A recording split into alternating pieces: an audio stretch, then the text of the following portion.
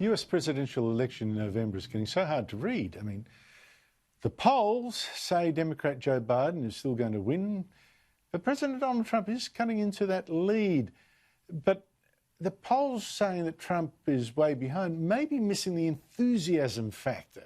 Here is the cue for Trump's rally last week in Nevada. You don't quite get cues like that for Biden, let me tell you, who in his rare public events sounds increasingly vague and confused. I carry with me, I don't have it, I gave it to my staff, but I carry with me in my pocket do I have that around anyone? Where's my staff? I gave it away anyway. A note in his pocket, no with its staff. Has anyone got it? Where's my staff? And whatever note he did have apparently contains some bizarre figures, or maybe he's just absolutely confused, can't read. Have a listen. U.S. COVID infected military, U.S. COVID infected in America, 344,700. U.S. COVID deaths, 189,506. Military COVID infected, 118,984. Military COVID deaths, 6,114. Military deaths from the COVID-19 virus in the US are not 6,114. It's seven. And this guy's actually running for the presidency of the United States, the most powerful job in the world. How frightening. He's got no idea what he's got on him, no idea what the figures are that he's reading. I mean, wow. But speaking of frightening, is the race riots and anti-police riots that so many Democrats have been encouraging the US for so long, or refused to condemn until a couple of weeks ago when the polls show, wow, these are really scaring voters away from Joe Biden. And I think this factor not only probably explains the tightening of the polls, but probably with more to come, with two police officers now, a man and a woman, shot in the head as they simply sat in their car. They are in a critical condition now. And even more shocking is that Black Lives Matter protesters tried to storm their hospital and threatened police officers outside. All right, y'all, you see what's happening right here, right? They got these pigs out here. They are telling us that we cannot come in here and see these individuals who's been shot down at the motherfucking train station. You understand what I'm saying? There's no visitation and so, allowed, sir. What? There's no visitation allowed, sir. Okay. That's why you're dying one by one, you stupid I want to deliver the message to the community. I hope they die. I hope they die. Donald Trump earlier today seized on this at another election rally in Las Vegas. So Biden wants to appease domestic terrorists, and my plan is to arrest domestic terrorists. And we also believe that if you murder a police officer, you should receive the death penalty. I was joined earlier by Sky News reporter Annalise Nielsen, who was in Duluth, Minnesota, covering the election. Annalise Nielsen, thank you so much for joining me. This police shooting, how significant is it? It's significant in that it really plays into the key policy platform that Donald Trump's been putting forward, in that he says he's the candidate that's going to bring back law and order. What we've seen in the advertisements that have been running right across the US, but really specifically in these swing states that matter so much in the election that's based on this electoral college system, is that he's going to be tackling this issue. And we are in Minnesota this week. We started off in Minneapolis. Really interestingly, this is the epicenter of the protests that we've seen over the summer. We went to the place where George Floyd was killed. That entire block is still blocked off by local residents who say they're not satisfied. The standoff is still very active.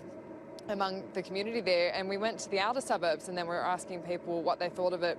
They weren't the people who were concerned about law and order. They had other things on their mind, including the COVID response.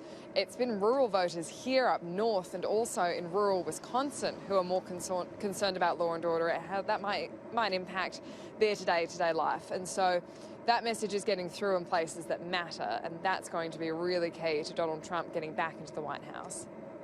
What's the story in the polls? What are they reflecting about the election?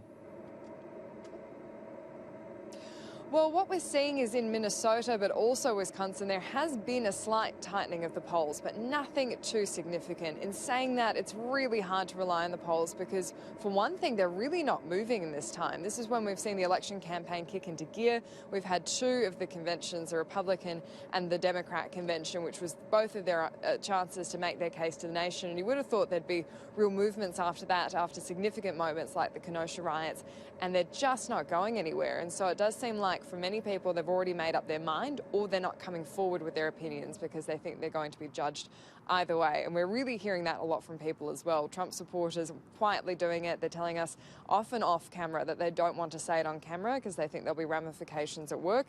And very frustrated Democrats who've already decided that they're going to mail in their ballot. Nothing could convince them about Donald Trump. Yeah, you have to go really seat by seat in the American electoral system to know whether someone will have enough states to really win the election. And I see that the race in Florida is now a toss-up, according to the latest polls, between Trump and Biden, who used to be way ahead. So there seems to be some sort of tightening of the polls going on.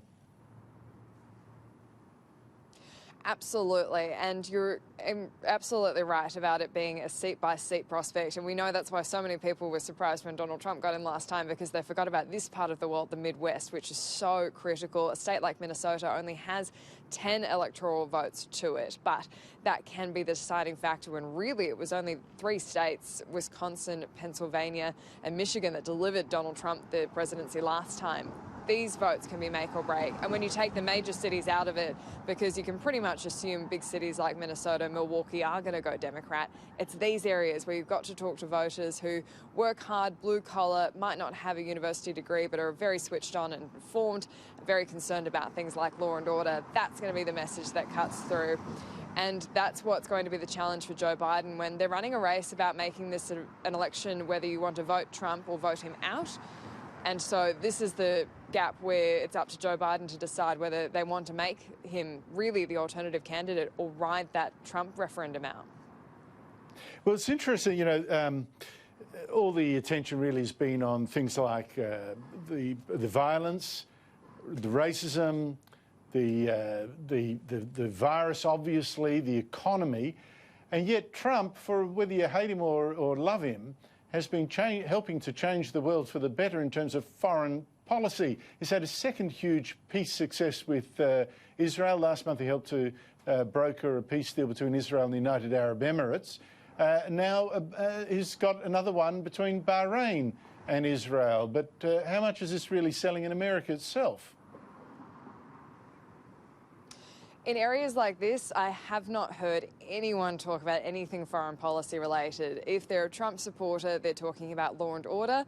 If they're talking about foreign policy, they're talking about trade tariffs and they're talking about protectionist policies. They want to see more investment in American manufacturing. They want to see jobs here. They want to see protection of local industries. If you're a Democrat, they want to see that kind of broader sense of being a statesman on the world stage. They often say to me, we're embarrassed by how Donald Trump acts on the world stage. And so we want to see someone who's a better friend to the rest of the world. So I don't think it's a vote winner, but it's certainly a time filler in this time when the coronavirus pandemic response is what the Democrats have been critical of Donald Trump. He's not going to budge on much of this. He's leaving it up to the governors for the most part, pushing on and saying we don't need further restrictions here, that they need to get people back to work. So it's, I think, more of a distraction than anything that's actually going to be winning votes. And we are 50 days out, so you've got to talk about something. Yeah, well, that's true too. But the thing is, it has an enormous significance for the Middle East. So again, whether people hate Trump or not, this has to be a good. This unbelievable. We would never have dreamed of it, to have Israel have so many peace deals now with so many Arab neighbours. when it was supposedly, to many in the media, it was Israel that was the problem and peace would never come while Israel was there. Well, there you go. There's something good, at least. Annalise Nielsen, thank you so much indeed for your time. Thanks, Andrew.